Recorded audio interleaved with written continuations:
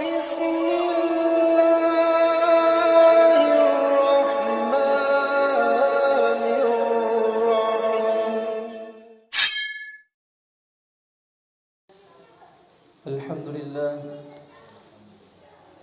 الحمد لله رب العالمين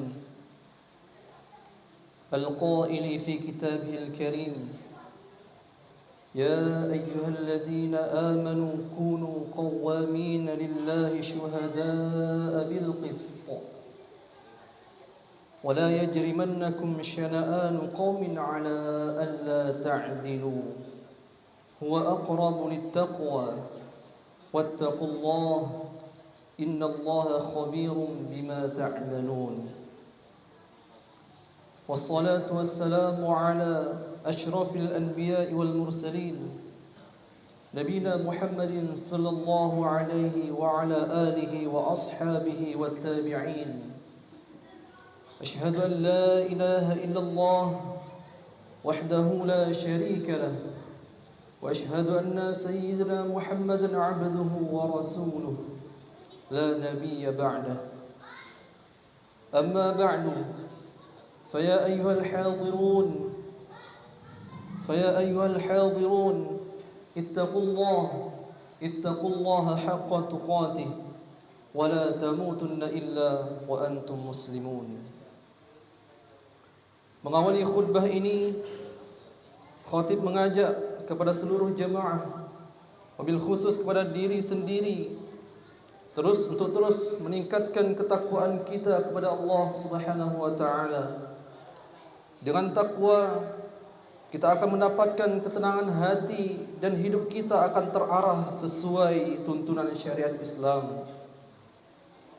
Takwa menjadi rambu-rambu perjalanan hidup sehingga tetap pada aturan yang telah ditentukan Allah dan terhindar dari jurang kesesatan.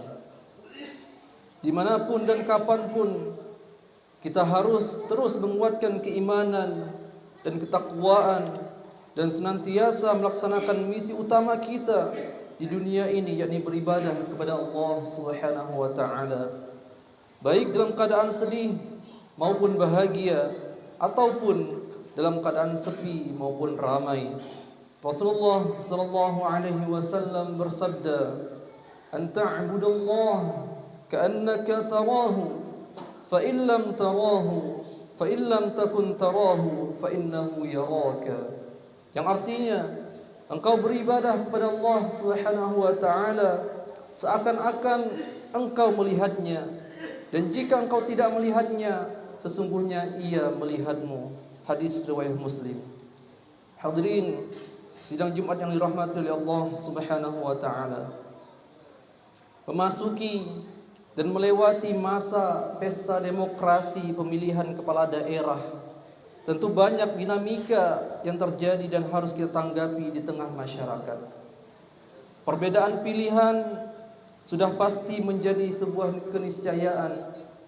Sebagai pemilik suara, kita memilih dengan berbagai alasan dan motif, mulai dari kedekatan personal, kesamaan latar belakang, cocok dengan visi dan juga misi yang diusung, bahkan sampai dengan alasan-alasan pragmatis lainnya.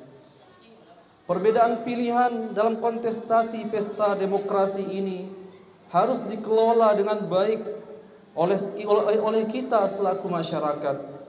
Jangan sampai hanya karena agenda politik 5 tahunan ini, persatuan dan kesatuan serta kerukunan di antara kita rusak.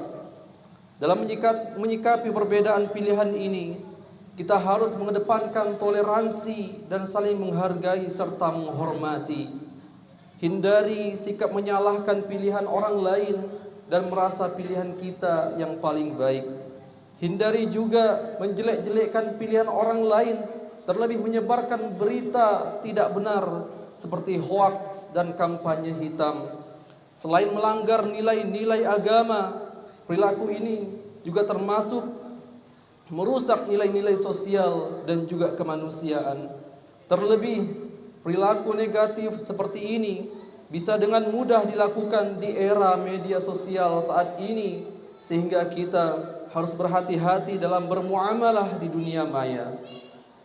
Pilih berita yang sahih ataupun benar dari sumber yang kredibel, sehingga kita tidak terprovokasi untuk membenci pasangan yang tidak kita pilih. Hati-hati dalam berkomentar dan tetap mengedepankan akhlak yang baik. Jemaah sekalian, terdapat perkataan Imam Asy-Syafi'i yang sangat patut kita teladani dalam kondisi sekarang ini, sebagaimana dikutip dari kitab Al-Mustafraf fi kulli fannin wa mustazraf, yang artinya, jika salah seorang di antara kalian ingin berbicara, maka hendaklah dia memikirkan terlebih dahulu perkataannya. Jika tampak ada manfaatnya, maka berbicaralah. Namun jika ragu, maka jangan berbicara sampai manfaatnya jelas. Hadirin sidang Jumat yang dirahmati Allah Subhanahu wa taala. Firman Allah Subhanahu wa taala sudah mengingatkan kita untuk bersikap seimbang atau moderat dalam membenci dan menyukai sesuatu. Hal ini termaktub dalam Al-Quran surah Al-Baqarah ayat 216.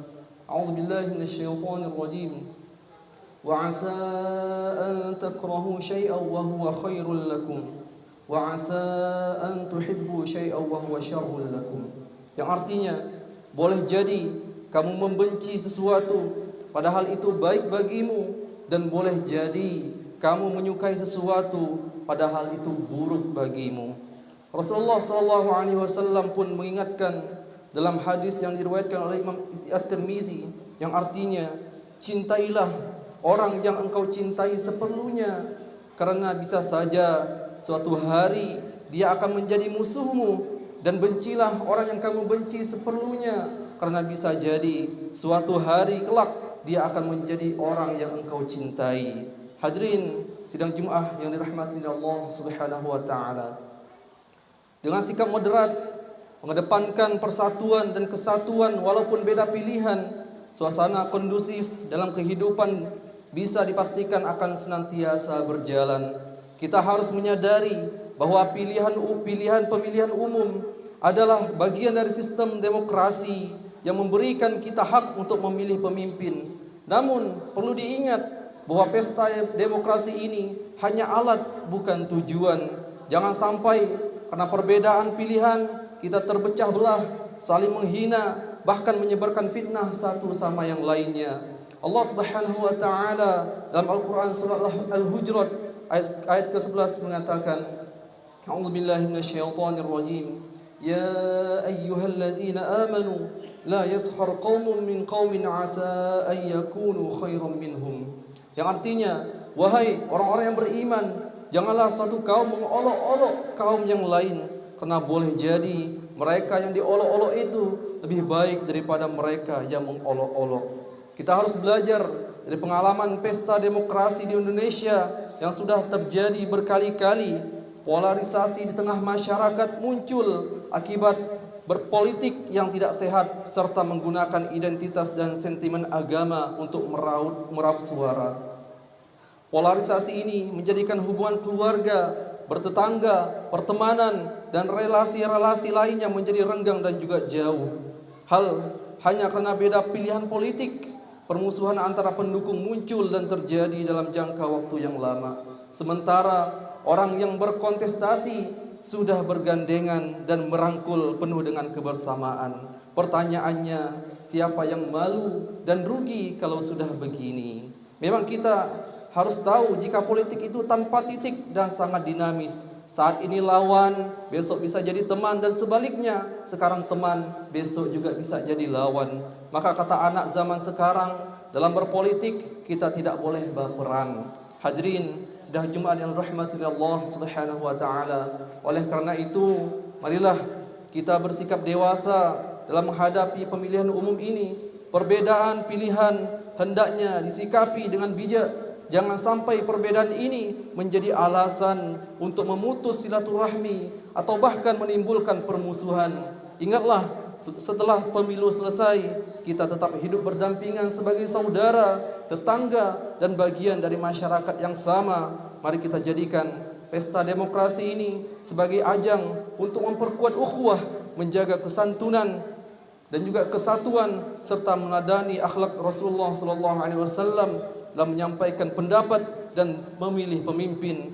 Kita harus tetap bersatu, menjaga kesatuan bangsa dan menghormati perbedaan pendapat. Aqulu qouli hadza wa astaghfirullah li wa lakum fastaghfiruhu innahu huwal ghafurur